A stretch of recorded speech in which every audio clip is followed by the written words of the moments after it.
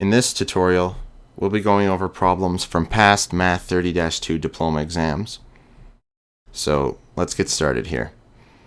For our first question, when x over 3x plus 12 plus x minus 1 over 6x plus 24, where x is not equal to 4, is simplified, the numerator is 3x minus 1 and the denominator is... Alright, so I copied it over here. X over 3x plus 12 plus x minus 1 over 6x plus 24.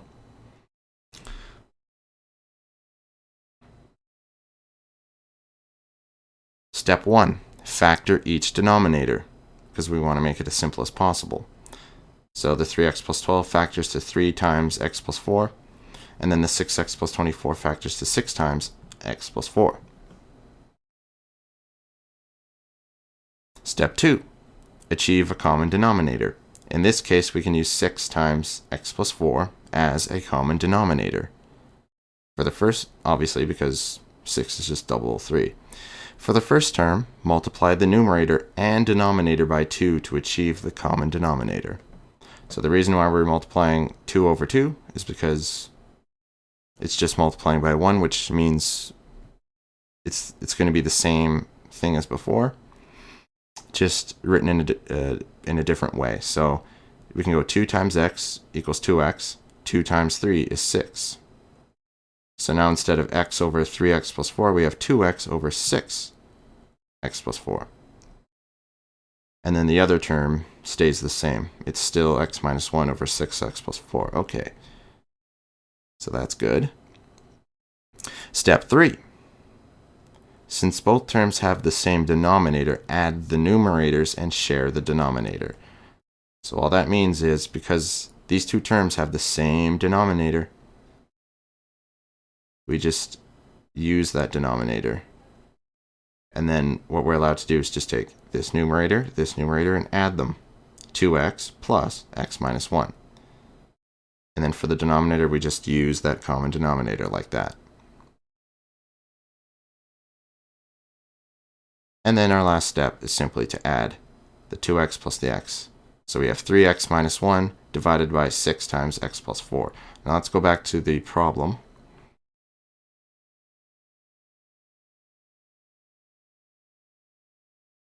It asks for the numerator is 3x minus 1 and the denominator is what? Well, the numerator is 3x minus 1. The denominator is 6 times x plus 4.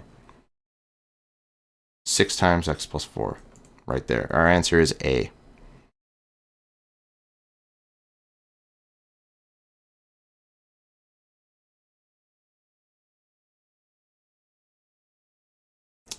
Problem 2. The non-permissible values of x for the expression x plus 3 divided by x minus 4 divided by x over x minus 3 are. Okay, so when they're asking for non-permissible values, they're asking for any value of x that would lead to a denominator being equal to 0. So first of all, this is a denominator, the x minus 3. X minus 3 is a denominator, so a non-permissible value is 3. Over here we have a denominator, so a non-permissible value of x is 4. So far we have 4 and 3.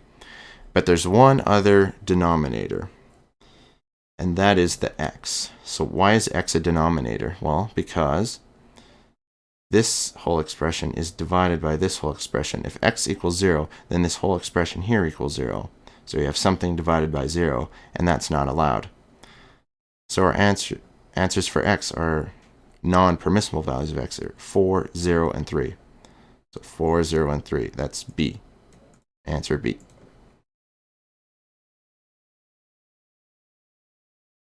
Let's take a peek here. Yeah, okay.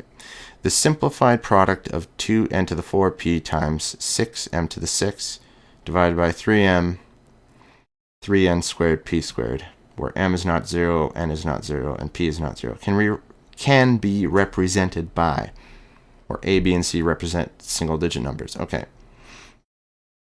So we have to figure out a, b, and c. So what's a? A just refers to the numbers generally. So you have 2 times 6 divided by 3 divided by 3. Just take a look here. No, okay, yes, right. So what's 2 times 6 divided by 3 divided by 3? Well, it's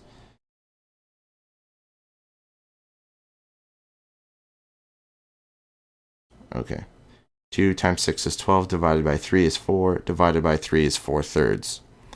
So we have 4/3 as the number. But then when we scroll down, actually, we just look here, it gives us a 3 in the denominator, so we don't have to worry about that part of it. A divided by 3 is the number part, and we saw that it's 4/3, so a has to be 4. Another way of explaining that is just to go, okay, well, they're giving us a 3 down here, so we can ignore one of these 3's. 2 times 6 is 12, divided by 3 is 4. So a equals 4.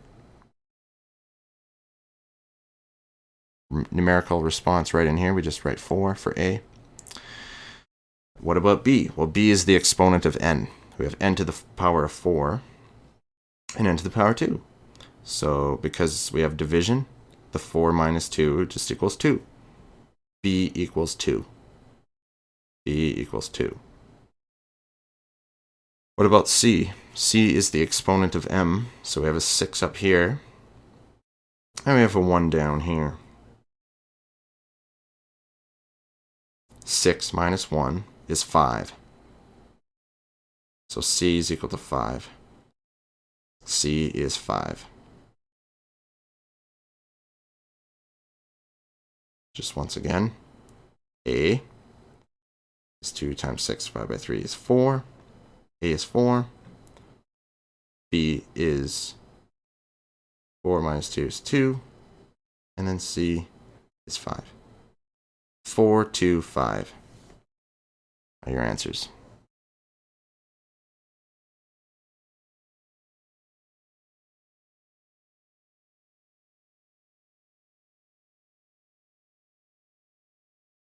Ken made an error in the simplification of the rational expression 2x.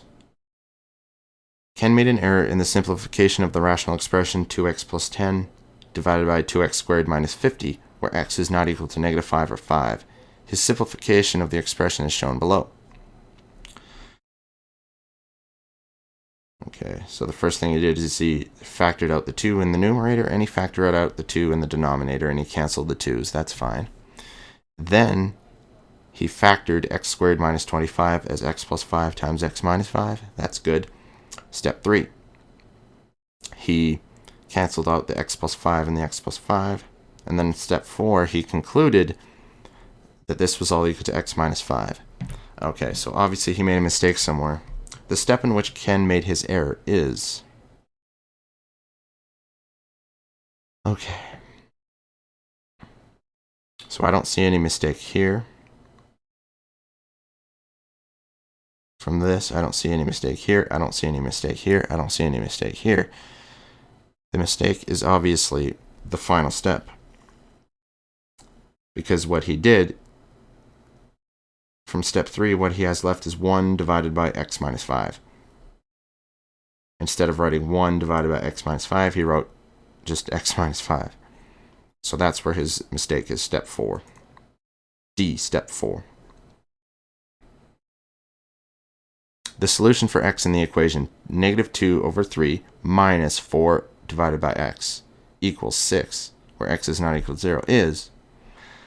Okay, so how are we going to solve this? Just copy the problem over here. Negative 2 over 3 minus 4 over x equals 6. Step 1. Achieve a common denominator for the entire equation. Notice that we have 3 as one of the denominators and x as another. Therefore, we multiply every term by both 3 and x. We have negative 2/3 times 3 times x minus 4 over x times 3 times x equals 6 times 3 times x. Okay, so that's our first step. From here, it's pretty obvious what we can do. We can cross off the 3 in the numerator, 3 in the denominator, so those cancel. There's an x in the numerator, x in the denominator, those cancel. So how does this simplify? Simplifies to, with these 3's gone, you have negative 2x, negative 2x. Yep.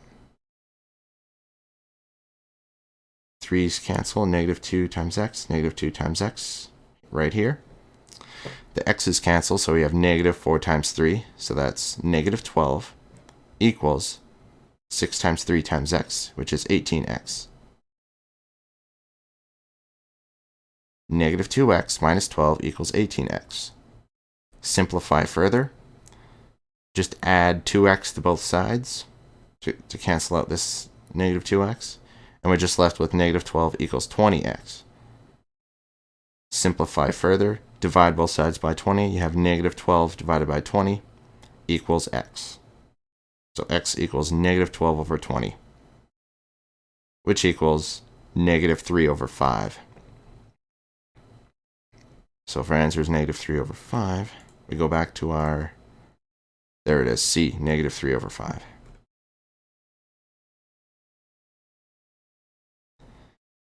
Over a distance of 800 kilometers, the average speed of a small airplane is 6 times faster than the average speed of a train. The information is shown in the table below. Fair enough. So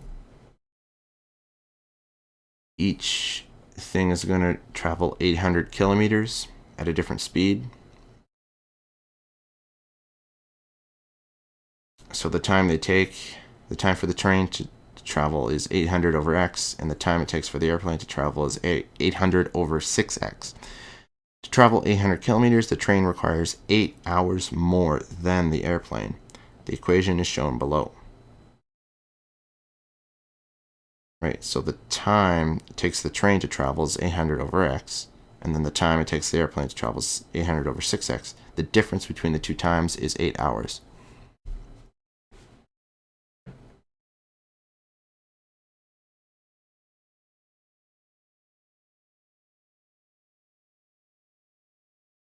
The question asks us for the average speed of the train to the nearest tenth of a kilometer per hour. Well, the average speed of the train is defined as x. So all we have to do is solve for x in this problem using this equation which was set up for us. Okay. So here we go. How do we do this? 800 over x minus 800 over 6x equals 8. Step 1. Achieve a common denominator for the entire equation. Notice that we have x as one of the denominators and 6x as another. Therefore, we multiply every term by both x and 6x. We have 800 over x times 6x minus 800 over 6x times 6x equals 8 times x times 6x. Simplify to get, okay, so the x here and here cancel, so we just have 800 times 6x, which is 4,800x. Over here, the 6x and the 6x cancel, we have negative 800x. And then over here we have 8 times x times 6x, which equals 48x squared. Simplify. We have 4800x minus 800x just gives you 4000x equals 48x squared. Simplify further. We can divide both sides by x to get 4000 equals 48x. And then finally, divide both sides by 48. You have 4000 divided by 48 equals x. Which, when you punch that into your calculator, you get 83.3 kilometers an hour. So that's one method. There's another method that's similar but slightly different. Alternatively, we could have used the lowest common denominator method. Okay, so this is our equation that we started with. Step 1, achieve the lowest common denominator for the entire equation. Notice that if we multiply 6 over 6 to the first term, 6x will be the common denominator we have. So similar to what we did in the very first question, we take this first term, we multiply it by 6 over 6.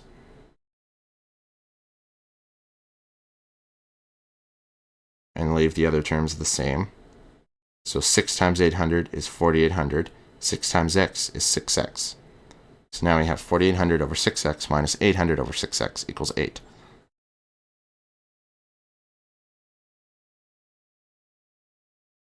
Step 2. Since both terms have the same denominator, add the numerators and share the denominator.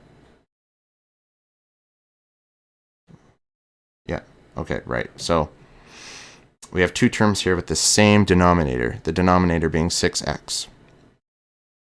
What we're allowed to do is subtract the numerators and keep the denominator the same. So 4800 minus 800 is just 4000.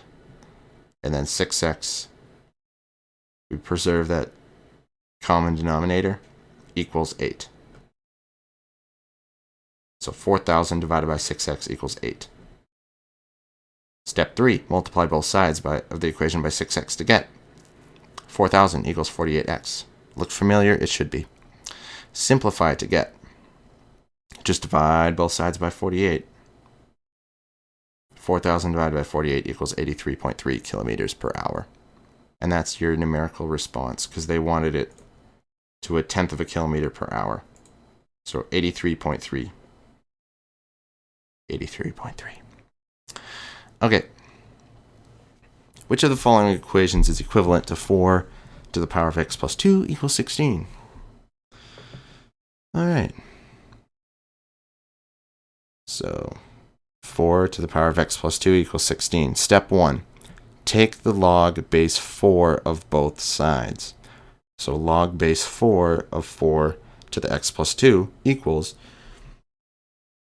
log base 4 of 16. Simplify to get x plus 2 equals log base 4 of 16. Now the reason this works is because the log base 4 cancels out the base. Log base 4 of 4 to the power of something just equals the exponent. So that's why that works. X plus 2 equals log base 4 of 16. And then if we go back to our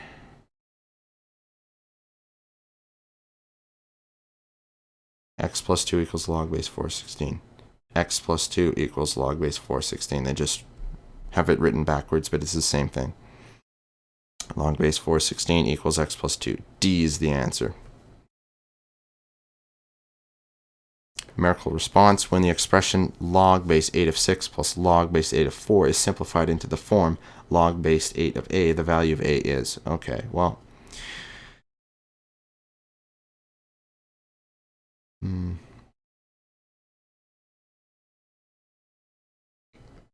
So at first glance, this might look a little bit intimidating, but since we know how to handle it, it's no problem. We know that anytime two logs of the same base are added together, you get to multiply their contents. So log base 8 of 6 plus log base 8 of 4 equals log base 8 of, what's 6 times 4? 24. Log base 8 of 24. So the value of a is just 24. An expression that is equivalent to 3 log a minus 3 log b is. Right. 3 log a minus 3 log b. Factor it to get, so I'm just factoring out the 3. Let's get log a minus log b.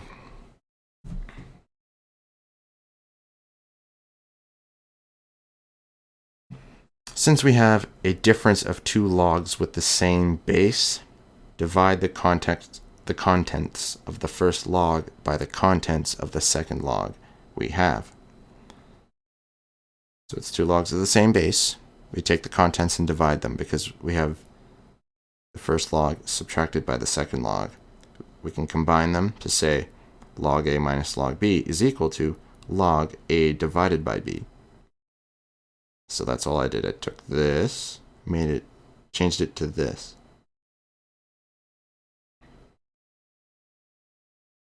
The number in front of the log becomes the exponent of the contents.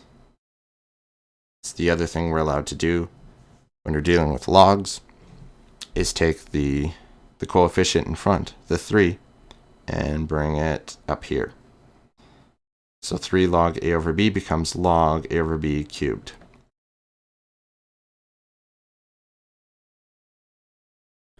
Actually, I didn't really write that properly. This should have square. No, what I mean to say is that it's, yeah, this is definitely written wrong.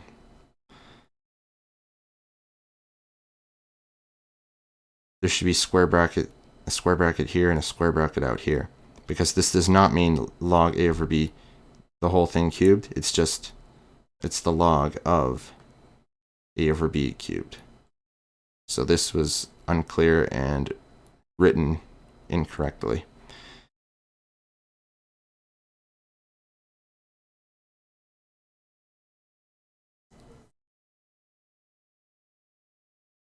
However, when we look at the choices here,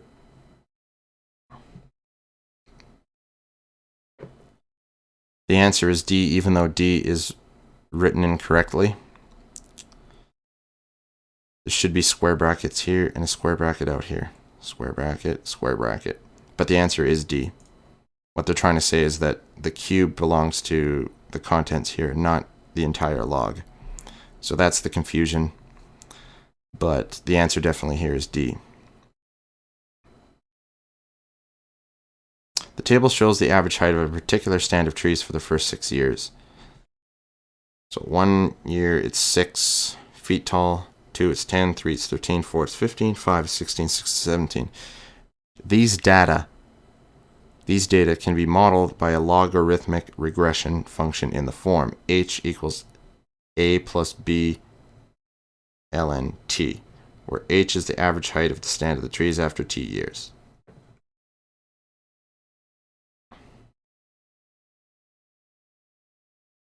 Okay, so according to this regression function, the average height of the stand of trees when they are 11 years old to the nearest foot will be. Okay, so how are we going to handle this one? For this one, we have to use our calculators. We have to graph this data under a logarithmic regression. And you'll use your TI-83 calculators. For me, I'm going to just use online tools.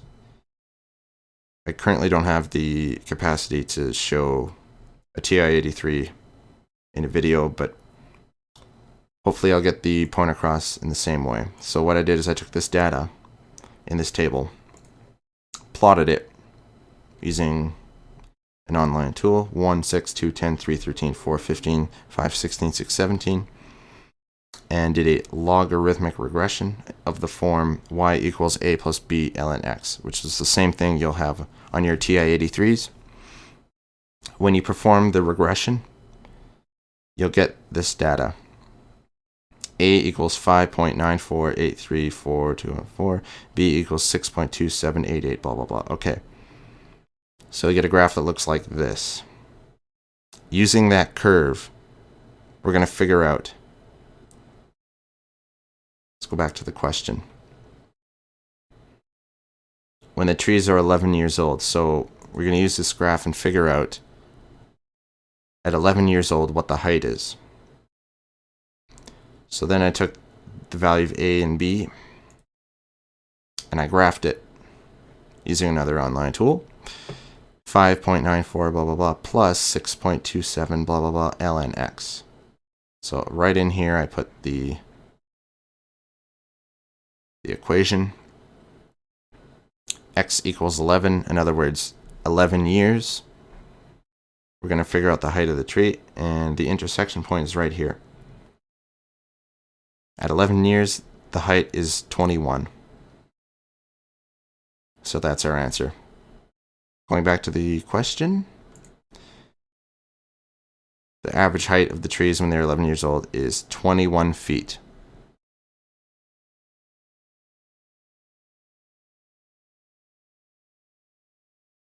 Okay, that's good. Yes, okay. So which of the following equations could be used to algebraically solve the exponential equation?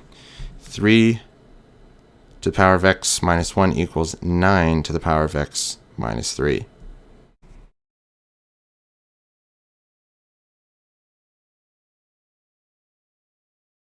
Okay, so what we're given is 3 to the power of x minus 1 equals 9 to the power of x minus 3. So what do we do with this? Well, we notice that 9 is equal to 3 squared, and we want to make these two look as similar as possible, so we just substitute 3 squared where 9 used to be. So now this equals 3 squared times this, and now what we're allowed to do is, because we have a power to a power, we're allowed to multiply the exponents. So I took the 2 in here, multiplied it by the exponent out here, and then finally expand the bracket to get 3 to the power of 2x minus 6. So 3 to the 3x minus 1 equals 3 to the 2x minus 6. Back to our problem. 3 to the 3x minus 1 equals 3 to the 2x minus 6. There's our answer, B.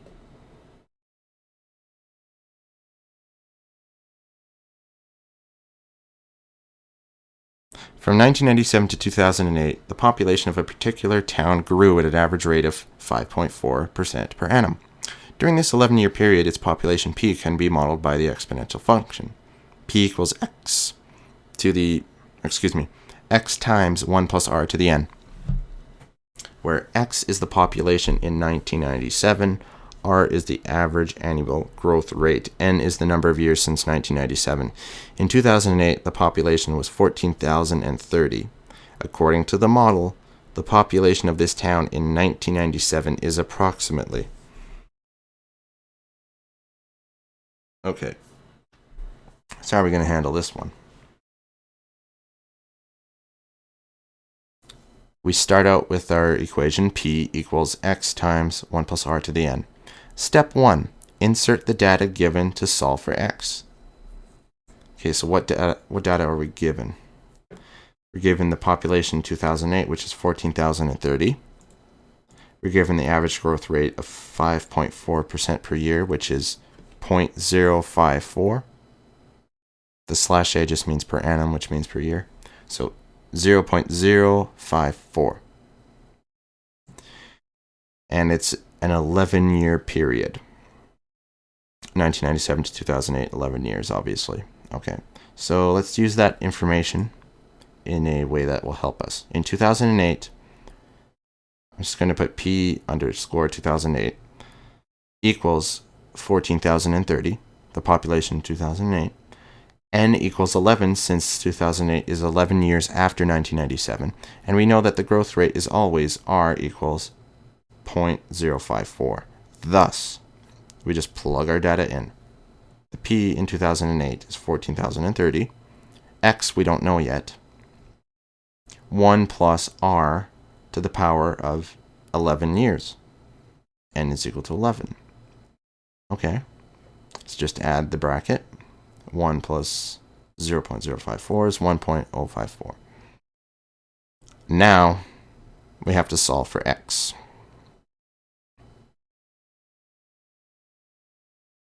In order to do that, we just divide both sides by 1.054 to the 11. That comes underneath here. X equals 14,030 divided by 1.054 to the 11. And once you calculate that out in your calculator, you will get 7,867.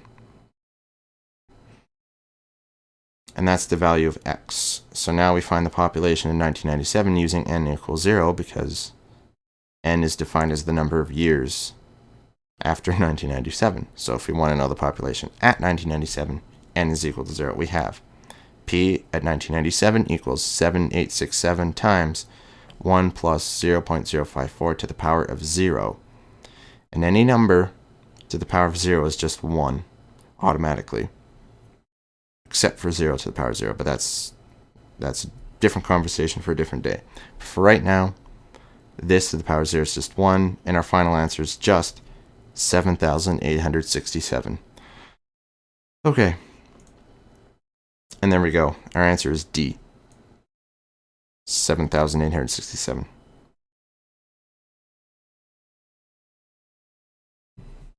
The 2010 earthquake in Haiti measured 7.0 on the Richter scale. In 2004, the earthquake off Indonesia measured 9.1 on the same scale, caused a tsunami. In order to compare the relative intensities I of the two earthquakes, the following formula may be used, where M and N are the Richter scale values of each earthquake. Sure. Compared to the earthquake in Haiti, the earthquake off Indonesia to the nearest whole number was how many times stronger?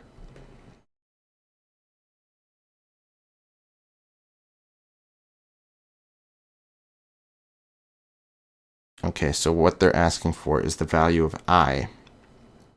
When M, the larger earthquake, is 9.1, so we put the 9.1 up here, and the less intense earthquake is the 7.0, so we put 7.0 in here.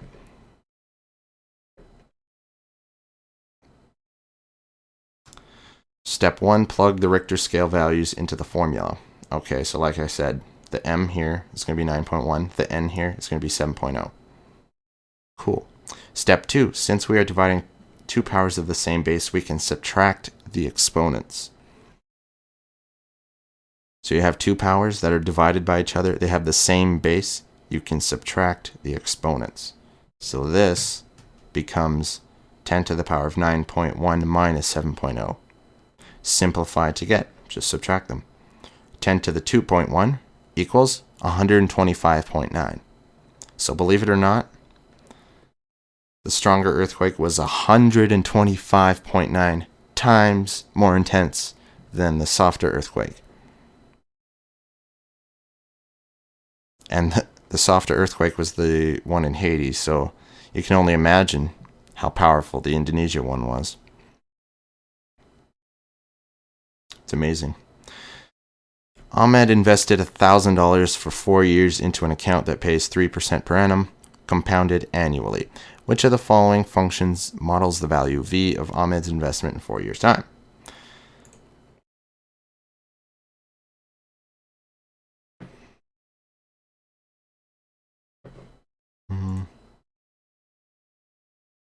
Oh, we're not into that problem yet. Okay, so Ahmed invested $1,000. So the principal, $1,000 is the initial amount that he invested. So that's the principal, which is 1,000. The rate of interest is 3%. So we're obviously going to have 1.03, which is 1 plus the rate of return. So the answer is not B and it's not D. And it compounds, it's compounding interest that compounds over 4 years, so it's exponent. It's not simple interest, it's compounding interest, which means that we're using exponents. So the answer is A, 1,000 times 1.03 to the power of 4. Next problem, the Venn diagram below represents the number of students taking English, mathematics, and art at a particular school.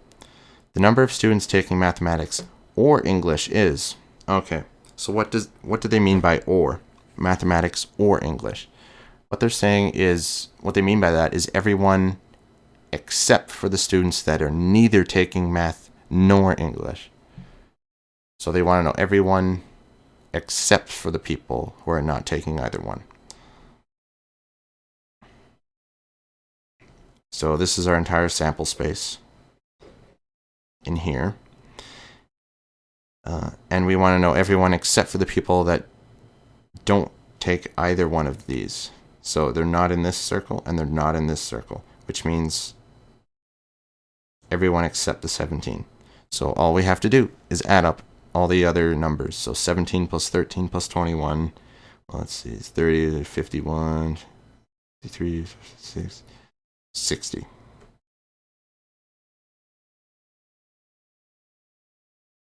Answer D, 60.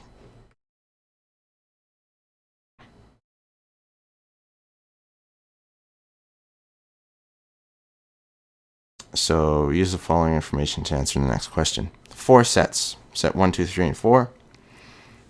Alright, so the first set, 2, 3, 8, 9, 15, 16. Set 2, 2, 3, 5, 7, 11, 13, 17, 19. Set 3, multiples of 3 between 0 and 20. Set 4, odd numbers between 0 and 20. Two of the sets that can produce the intersection 3, 9, 15 are blank and blank. There is more than one correct answer. Well, in that case,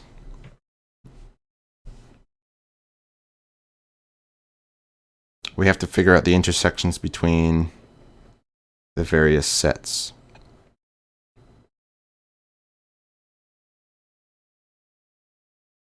Right away, we know that 1 and 2 will not produce that intersection because they have 2 in common. So that's out.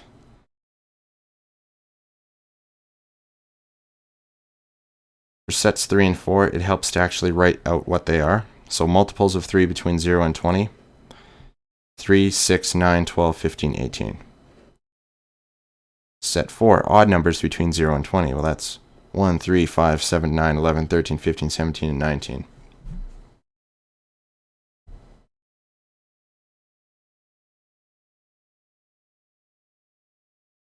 Okay, so we're looking for intersections that will give us 3, 9, and 15. Set 2 does not have a 9 in it. It does not have a 15 in it, so it cannot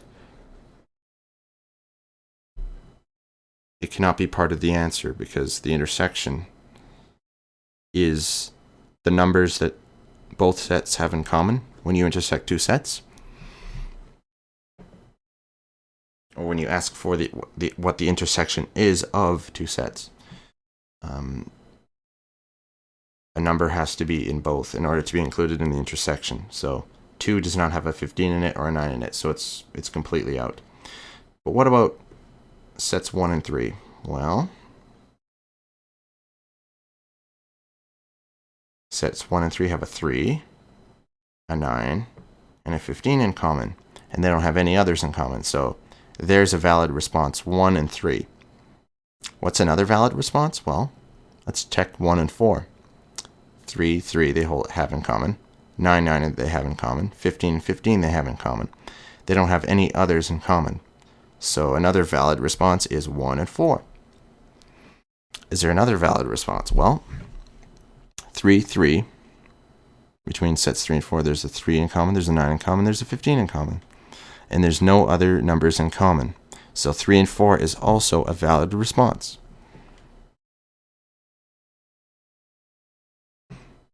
So as your numerical response, you could have put 1, 3, 1, 4, or 3, 4. Any of those three responses would work. Next question. The universal set of primary and secondary colors in art contains yellow, blue, red, orange, green, purple, black, as shown below. If R is the set of colors that contain red, then all the colors in the complement of R, in other words, R prime R. Okay.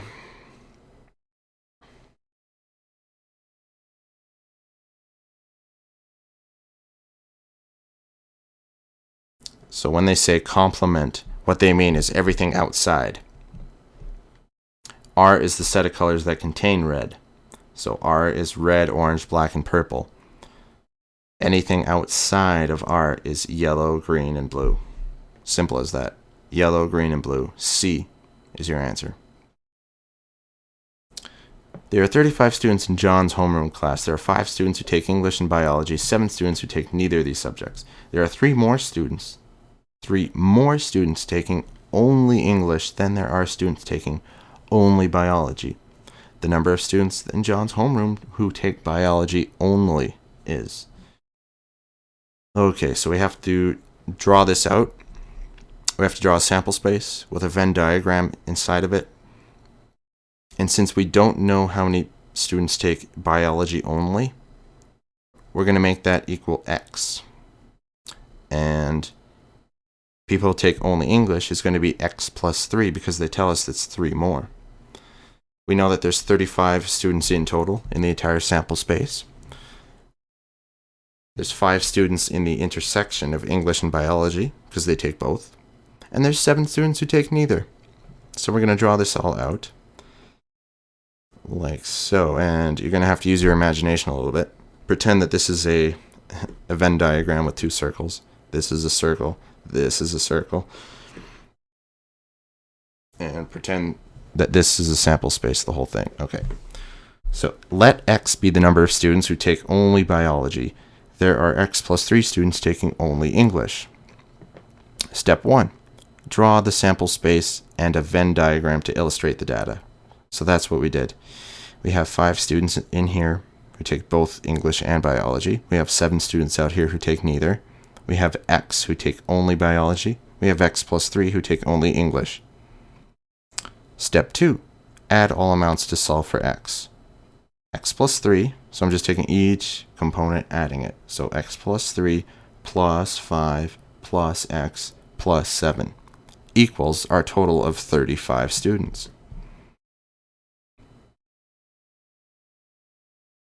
Simplify to get. Well, x plus x is 2x. 3 plus 5 plus 7 is 15. 2x plus 15 equals 35. Thus, you just subtract 15, you get 2x equals 20, and then x equals 10. So x equals 10 is our final answer. A, 10. Which of the following Venn diagrams illustrates M intersect N equals null?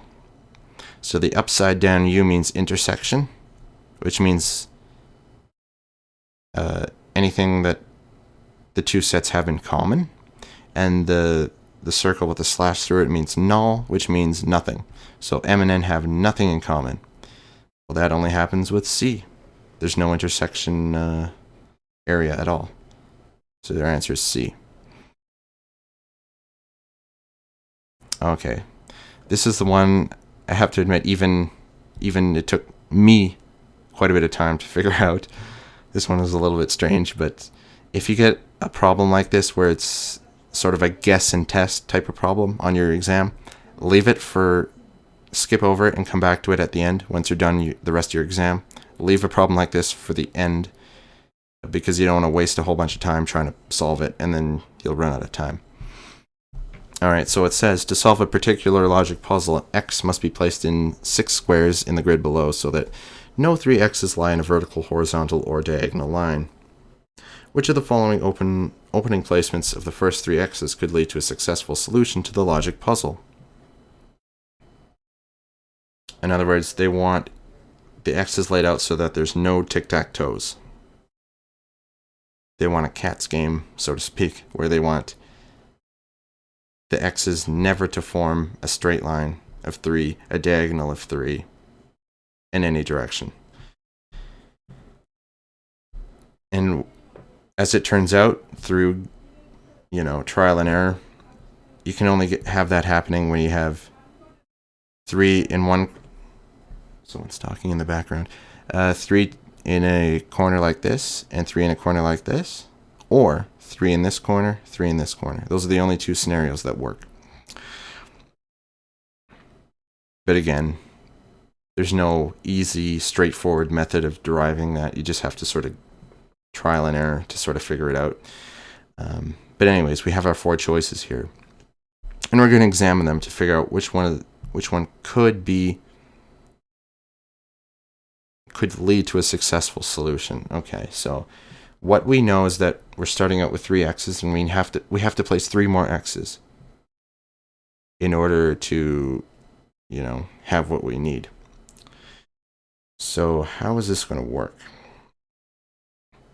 So let's start with B.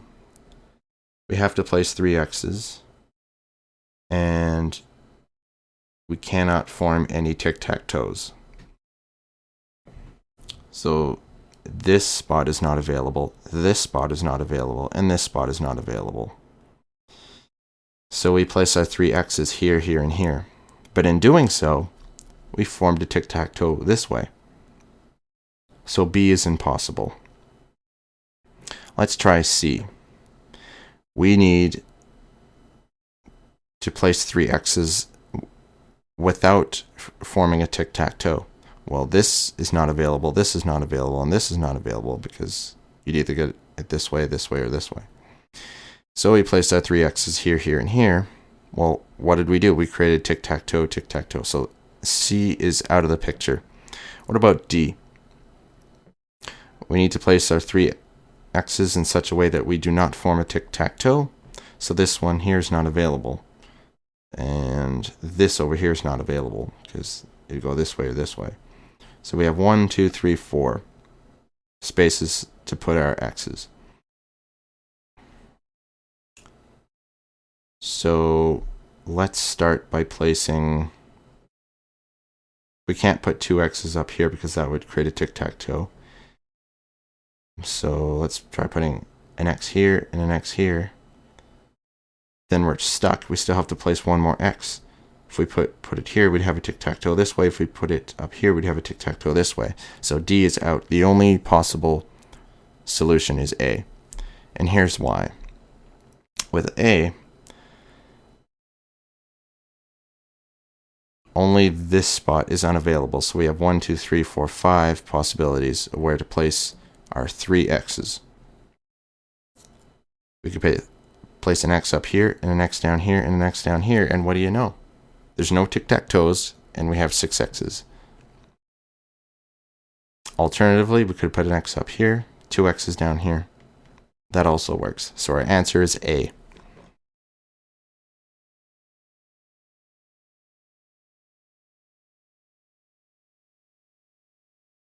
Use the following information.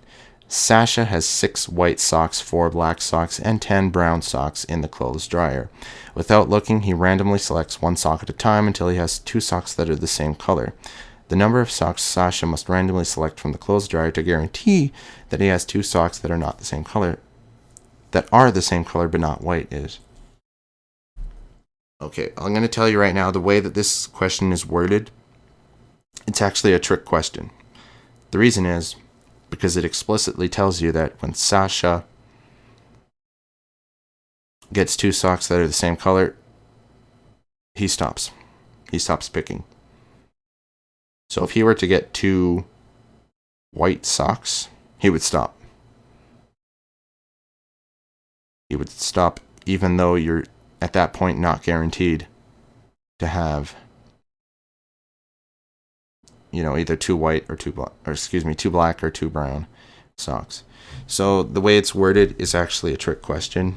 The answer is you cannot guarantee that you'll get 2 socks that are the same color that are not white. What I'm going to assume they actually mean, what they actually meant to say is that what if Sasha kept picking socks until he had 2 socks that were the same color but not white? In that case, the way to solve it is to say, okay, well, we're going to take, let me just see, did I write anything down? No. We're going to look at the worst case scenario. We're going to see how long it could possibly take us to get 2 socks that are the same color but not white. Okay.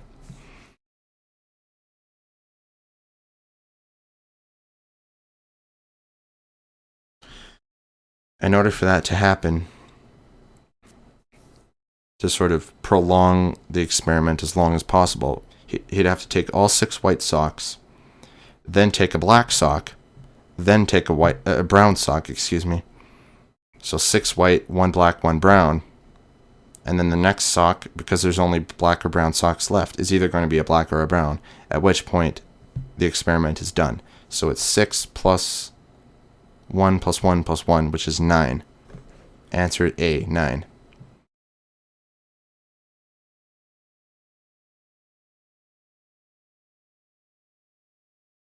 Okay, so a survey of Alberta students was used to estimate the percentage of students who participate in school and non-school athletics, as well as the percentage who do not participate in any athletics. The results of the survey are shown in the Venn diagram. 15% only school, 38% both school and non-school, 26% only non-school, 21% neither. The odds in favor of randomly selecting an Alberta student who participates in school athletics. Okay, so when they say odds in favor, what they mean is your likely outcomes compared to your favorable outcomes compared to your unfavorable outcomes.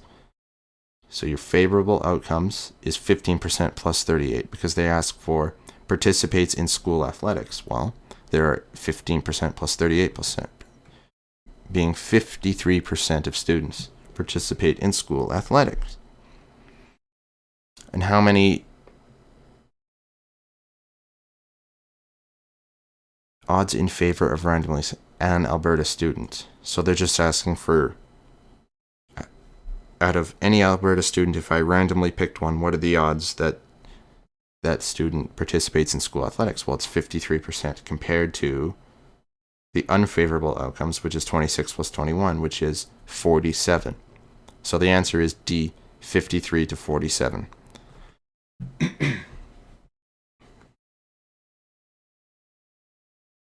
Okay. Probability and odds of adjusting the radio while driving in 3 Canadian provinces. If the provinces listed are arranged in order from the lowest probability to the highest probability, the order will be. Okay, so who has the lowest probability? Let's figure this out.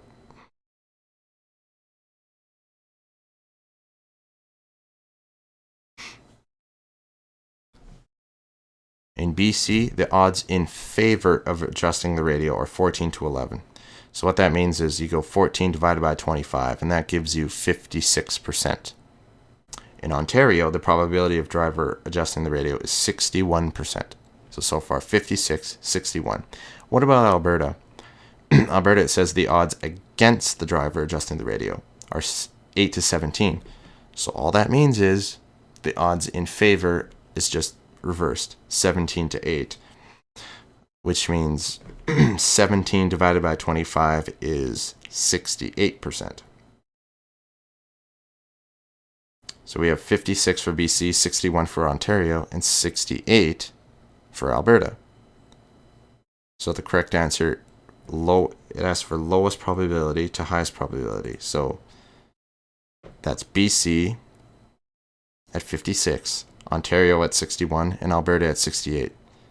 BC, Ontario, Alberta. BC, Ontario, Alberta. The answer is C. 3 experiments and related events. Experiment 1 involves rolling a fair die once. Event X is rolling a 2, event Y is rolling a 6. So obviously they're 2 completely different events that are completely independent of one another. Experiment 2 involves randomly selecting a number from 1 to 10 inclusive. X is selecting an odd, Y is selecting a prime. Okay, so for this, the events are not independent. Why? Because, what I meant to say is they're not mutually exclusive. Sorry, you should never ever get those two mixed up. Mutually exclusive just means that the events cannot happen at the same time. Independent just means that they don't, that the probability of one happening does not impact the probability of another one happening. So, experiment 2, if you randomly select a number from 1 to 10, event X is picking an odd number, event Y is picking a prime number.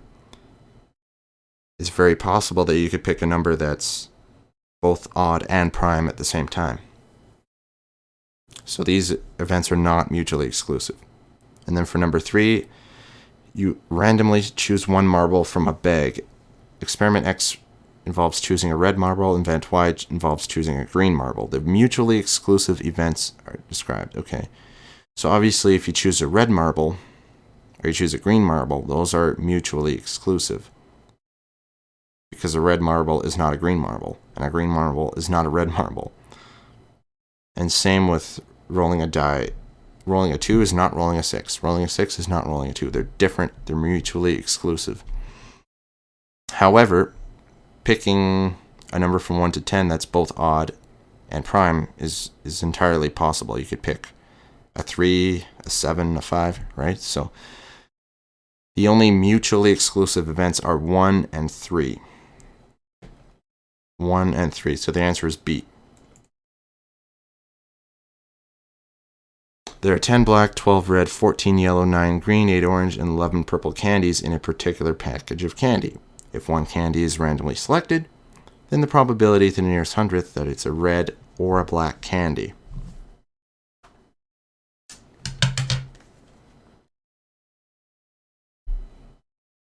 So this is straightforward. All you do is you take red candies and black candies, which is 10 plus 12, and then you divide by the total number of candies.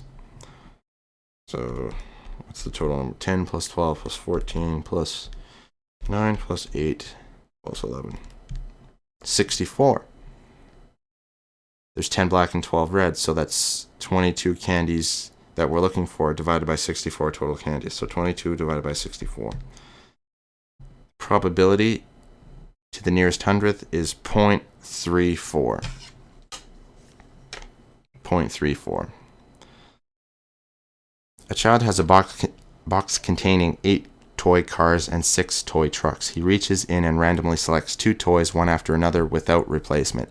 Which of the following expressions could be used to determine the probability that the 2 toys selected are both toy cars?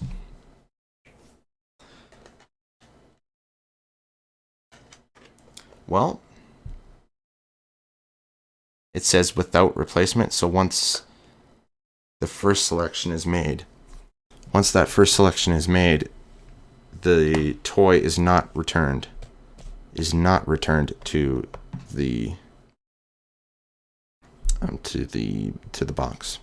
So you're going to select one toy and you're looking for a toy car.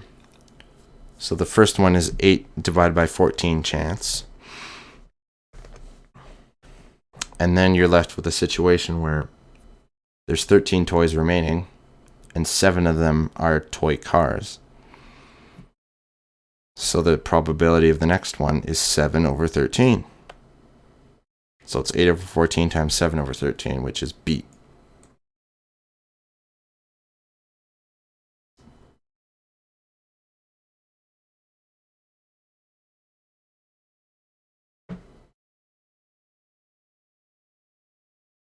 An automobile association collected data, probability occurring different time periods of the day, and separate data, separate meaning independent data, on the probability of an accident occurring in each month of the year. So one's for the time of day and one's for the month of the year. The data shown in the 2 tables below. So there's a whole bunch of data here. What we're being asked is, assuming that these are independent events, the probability to the nearest hundredth that a randomly selected accident will occur in the time period 1500 to 1850 in December is. Okay, so first thing to note is that these are independent events, which means anytime 2 events are independent, you can simply multiply their probabilities. Since the variables are independent, simply multiply the applicable probabilities. Okay. So it asks for 1500 to 1859 in December. So 1500 to 1859, the probability is 0.286. And in December, it's 0.134. So take the 0.286 and the 0.134 and multiply them to give you 0.04. Answer is 0.04. Soren is arranging 6 colored blocks in a row. There are 3 identical green blocks, 1 red block, 1 blue block, 1 yellow block expression that Soren could use to calculate the total number of different possible arrangements of the 6 blocks is.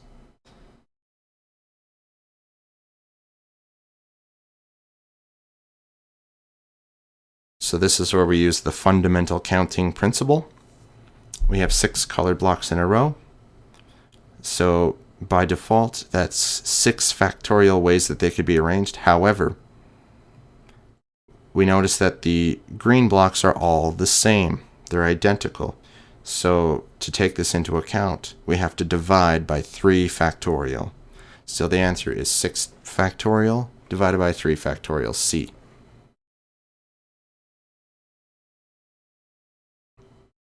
A magazine publisher is planning a photographic layout of 12 different outfits and possible by containing 1 shirt, 1 jacket, and 1 pair of pants. If 2 different jackets and 2 style of pants are used for the photographic layout, then the minimum number of different shirts required to show the 12 outfits. Okay. So what are we being asked here?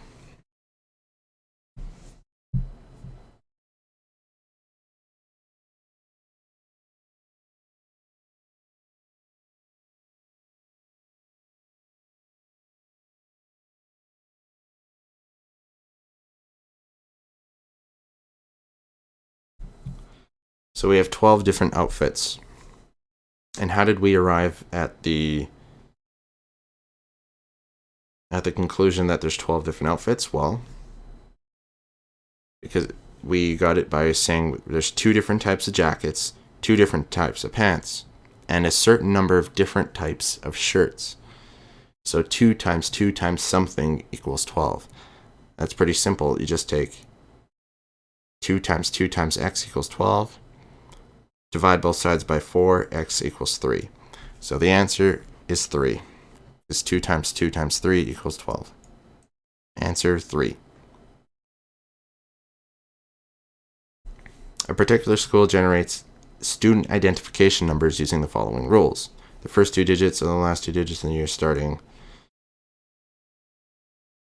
grade 1. So 2009, the first 2 digits are 09, 2010, the first 2 digits are 10, etc. The third digit indicates that the student's gender, 1 for male, 2 for female.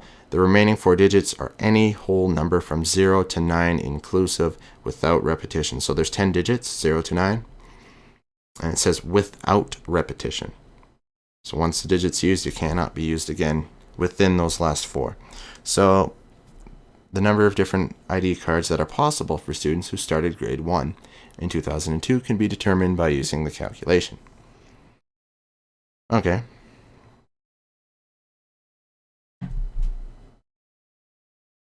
Okay, so if you started grade 1 in 2002, your first 2 digits are determined for you.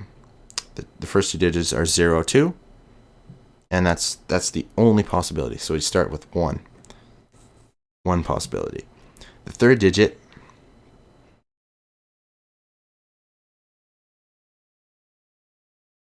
because there's 2 genders, there's 2 possibilities. So the next multiplication is 2. And then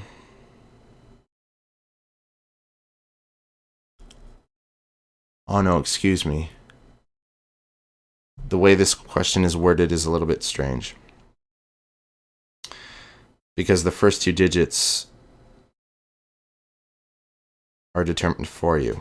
So the first digit's determined, the second digit is determined, so it's 1 times 1.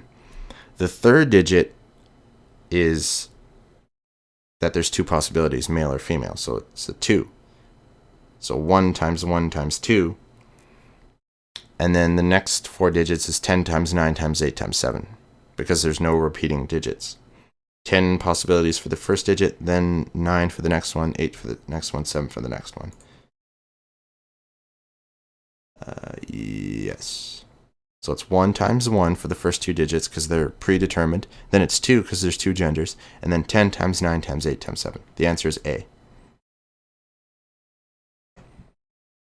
The 4-digit security code for Maureen's old bank card allowed the digits 0 through 9 inclusive without repetition. Maureen's new bank card requires a 4-digit security code that consists of the digits 0 through 9 inclusive, with repetition allowed.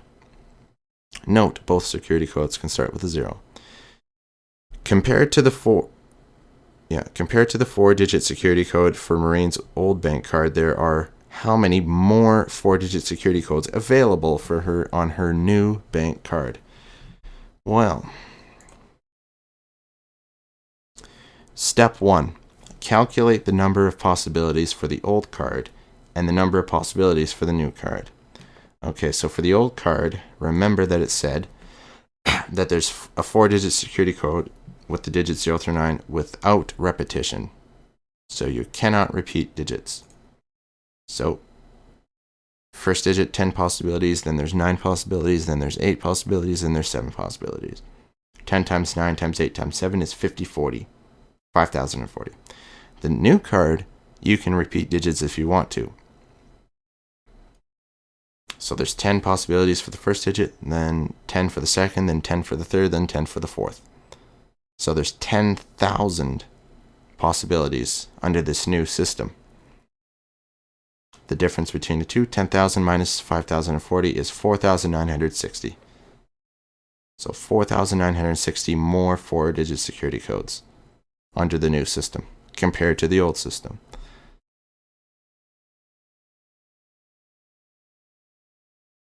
There are 14 students, 8 boys and 6 girls who belong to a particular school's badminton club. Their coach randomly selects 2 boys and 2 girls to practice together. How many different practice teams can be selected? Okay, so there's 8 boys, he's going to select 2, and there's 6 girls, he's going to select 2.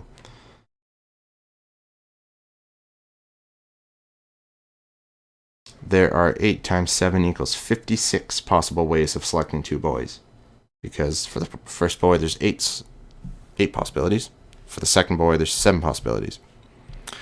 But since it doesn't matter which order you selected the boys in, or which order the coach selected the boys in, there are actually 56 divided by 2 factorial equals 28 possible combinations of boys. Because if you picked a particular boy first, and then a different particular boy second, that's the same combination as picking the second particular boy first and then the first particular boy second. So that's why you have to divide by 2 factorial to account for the repetition. So the true number of combinations is 28. Same thing with the girls. You have 6 choices for your first one, 5 choices for your second one, but the combinations are the same if you switched up the order. So there's 6 times 5, 30 possible ways of selecting 2 girls, but since it doesn't matter which order you selected the girls in, there are 30 divided by 2 factorial equals 15 possible combinations of girls. So the true number of combinations for girls is 15. Hence, there are 28 times 15 equals 420 total combinations for the practice team. So that number is 420. C, 420. A local restaurant offers milkshakes in 20 different flavors. The owner has decided to offer customers the choice of blending 2 different flavors together to create more flavor options. The total number of different possible 2 flavor blended milkshakes is...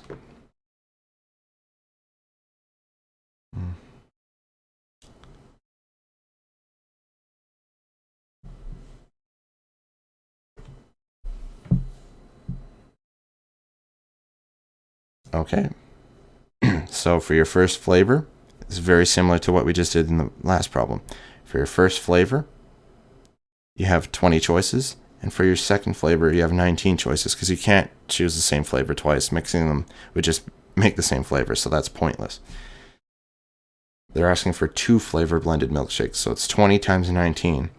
But remember, the order does not matter. If you choose chocolate first then vanilla second, or vanilla first and chocolate second, it's the same 2 flavor blended milkshake.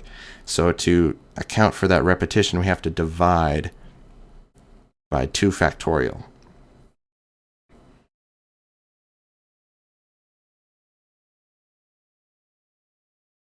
So our answer is 20 times 19 divided by 2.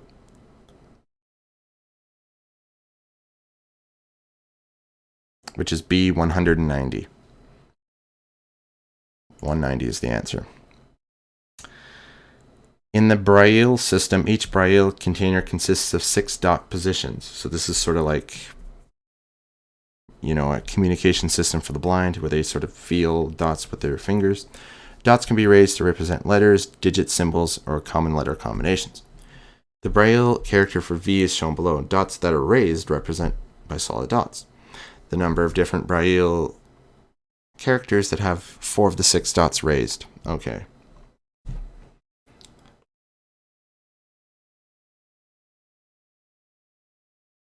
Because there are 6 spots that could be raised,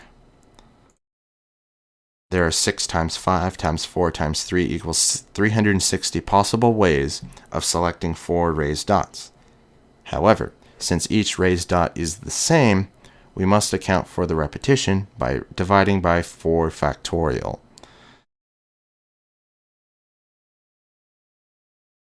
Right, because a raised dot is a raised dot is a raised dot. It doesn't matter if you, let's go back to the picture. It doesn't matter if you raise this one first, then this one, then this one, then this one, or if you did this one, then this one, then this one, then this one, and so on. The end result is all the same. So you have to divide by 4 factorial to account for the repetition. So our final answer is actually 360 divided by 4 factorial, which equals 15. So the answer is 15. A ball is launched vertically upward from a height of 5 feet with an initial velocity of 96 feet per second. The height of the ball above the ground for the first 5 seconds is shown in the table below. These data could be most appropriately modeled using. I don't particularly like this question, for the fact that it's almost a bit of a trick question, and quite honestly, it's more of a physics question than a math question. That being said, we can still answer it.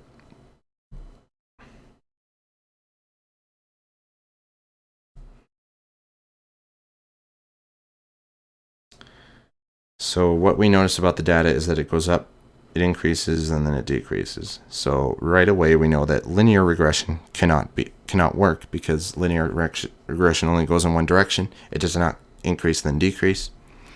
Exponential regressions,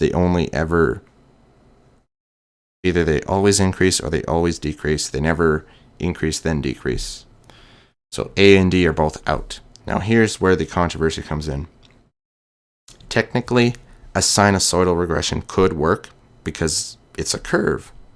It starts by going up and then it goes down. And it's symmetrical too. Look at how the data is symmetrical.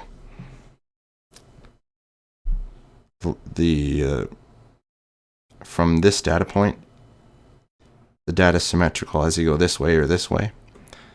So for that reason, a sinusoidal regression could technically fit this data. However, the reason why the answer can't be C is not from anything you learn in math. It's from something you learn in physics.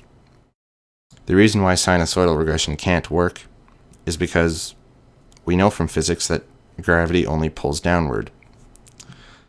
If you were to extend this data set, eventually, if it was sinusoidal, it would go down to 0 and then into the negatives, but then it would rebound and start increasing again and going positive once again. But what we know about gravity is that never happens. Once you launch, you go up, and then you come back down, you don't bounce back up again. There's no rebound. Gravity is only going to pull you downward. So for that reason, sinusoidal cannot work. And again, you need some physics knowledge in order to know that. The answer is B. It's a quadratic regression. We know from physics that gravity works as a quadratic relationship. There's a quadratic relationship between position and time. So the answer is B. The following statements were made about the polynomial function x minus 5 squared times x plus 3. The x-intercepts are -3 and 5. So what they're saying is that X-intercept just means when y is equal to 0, you're crossing the x-axis. Well, at -3, y is equal to 0, and at 5, y is equal to 0. So 1 is correct. The function has a degree of 3. That's also true, because if you expand it out, you'll get an x squared coming out of this bracket, and you'll have an x coming out of this bracket. So you multiply it all together, the highest degree is 3. The largest exponent is 3 for the x's. You will get an x cubed, and that's the highest exponent of x. So yes, the function has a degree of 3. So 1 and 2 are both correct. The domain is -3 to 5. X is -3 to 5. Well, that's false. What we have here is a cubic function, a cubic curve. So the domain is any x. It's the entire real line. X is an element of the real. So this is wrong, this part here. So 3 is out. What about 4? The range is y is an element of the reals. Well, is it?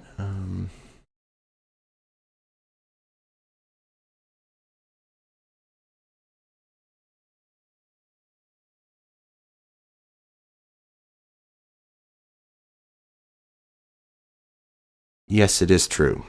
The reason it's true is because, again, we're dealing with a cubic curve. What we know about all cubic curves is they don't leave out any possible y values.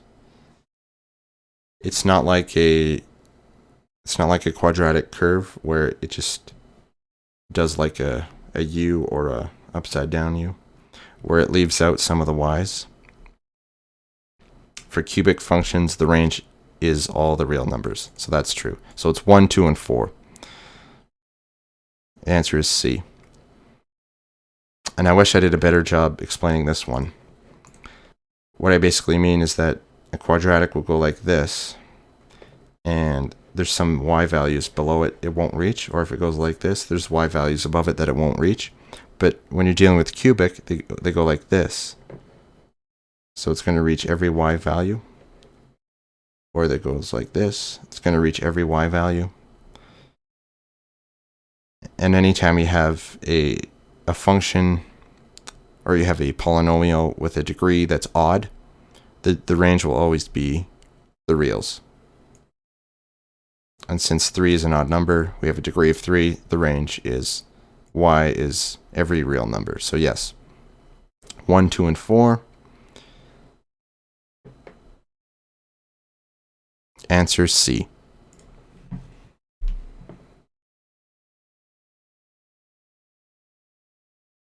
Oh dear, this one's going to be interesting. A rain gutter is made from sheets of aluminum that are 28 centimeters wide. The first step in forming the rain gutter is to turn up the edges to form right angles, as shown in the diagram below. The cross-sectional area formed by the turned up edges affects the water flow. This cross-sectional area, A, can be modeled by the function A equals x times 28 minus 2x, where x is the height of the turned up edges. Okay, so basically all they're saying is you have 28 centimeters of aluminum to work with in total. You need to make a rectangle with a height of x, and in doing so you're subtracting x from the one side and x from the other side to fold them upward. So the height is x and the width is 28 minus 2x. Height of x, width of 28 minus 2x. To the nearest centimeter, the height of the turned up edge x that will maximize the cross-section area is. Okay. This is where I get annoyed with the education system. They ask you to solve a question like this, but they don't give you the tools to do it in the best way possible, or the easiest way possible, I should say. I didn't do a write-up for this one.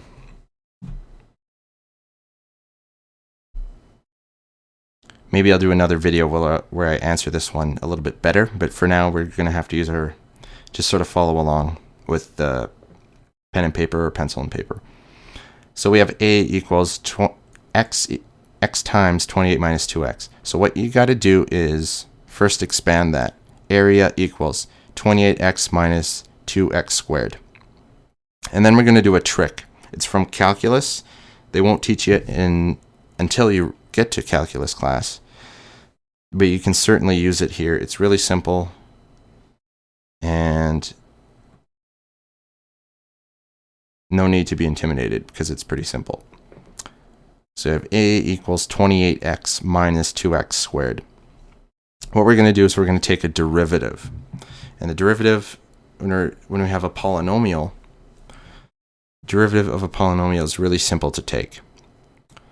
When you have something times x, a number times x, the derivative of that is just the number. So what you're going to write is a prime equals 28. All right? Because you have a equals 28x minus 2x squared. Below it, you're going to write a prime equals 28.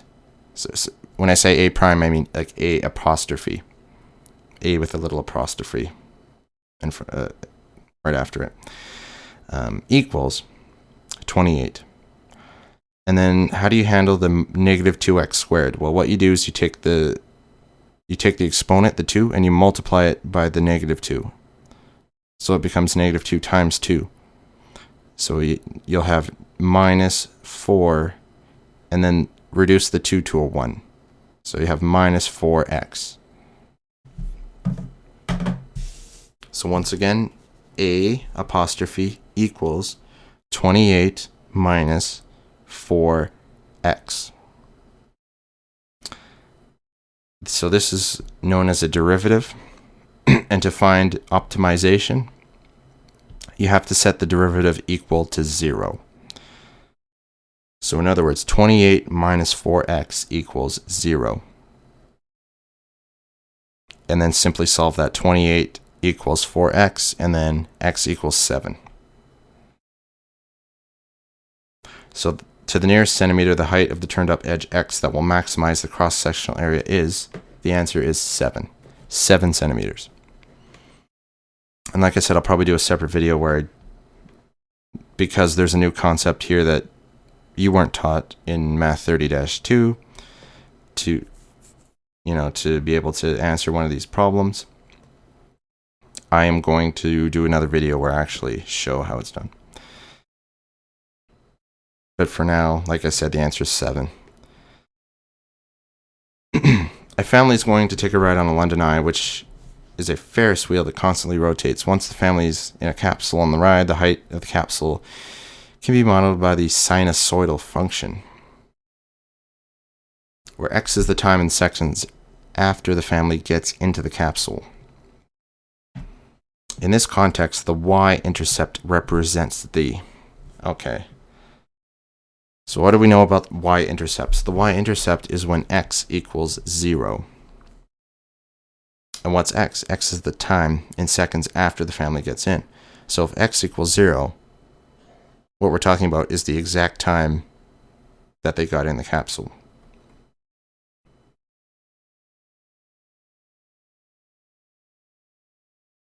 So the exact time that they got in the capsule, y is equal to the height of the capsule above the ground.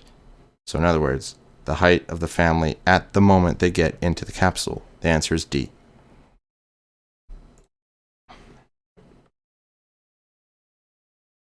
The height of the tide in meters at a particular harbor can be modeled by the sinusoidal function, where t represents the number of hours after midnight on a particular day.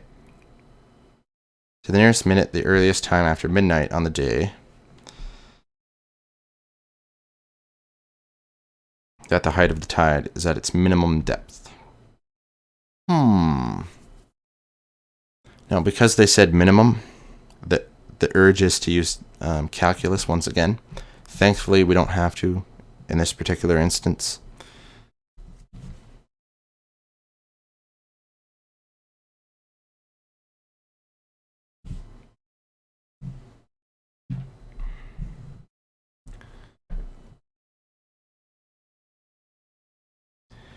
once again, we're going to have to use our graphing calculators.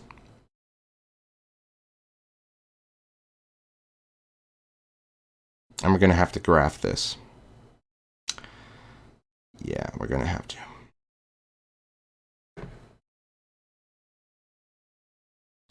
Because we're not going to do like inverse coses and all that stuff. So, yeah. So I'm going to look at my graph once again.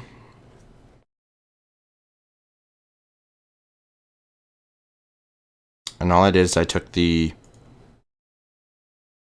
function here, 4 sine 0.51t plus 1.57 plus 6. And I plugged it in here, 4 sine 0.51x plus 1.57 plus 6. And what they want to know is, to the nearest minute, the earliest time after midnight on that day that the height of the tide is at its minimum depth.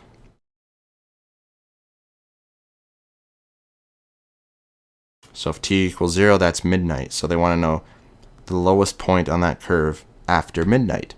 So you go back to your graph. If this over here is midnight, where the time is 0, they want to know the first bottom of that curve, and it's down here. The height is 2, and the time is 6.162. So going back here, 6.162, how do we convert that? Well, the 6 is just the 6 hours, and the 0.162 is 1/6 of 1 hour, which is 10 minutes. So there we go. The answer is B, 6 hours and 10 minutes. The radius of a child's bicycle wheel is approximately 20 centimeters. The child has placed a noisemaker on the spoke of the wheel 12 centimeters from the outside edge. Okay, so we have a bicycle wheel that's 20 centimeters in radius. And from the outside edge of that circle, 12 centimeters away, is the noisemaker.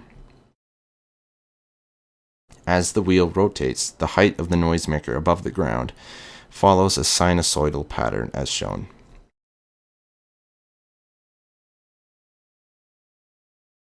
If ground level is the reference point, the amplitude and the median of the sinusoidal function are. Okay, so what do they mean by amplitude? Amplitude is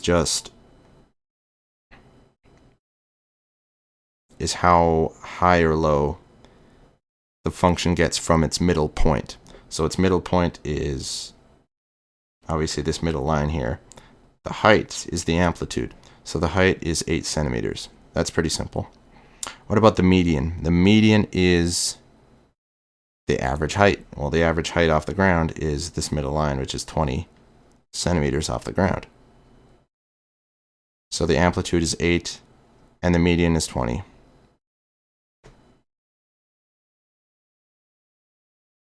Amplitude and median, respectively. So amplitude 8, median 20. 8 and 20. C is the answer. All right, nothing to it, right? Piece of cake. See you in the next video. Cheers.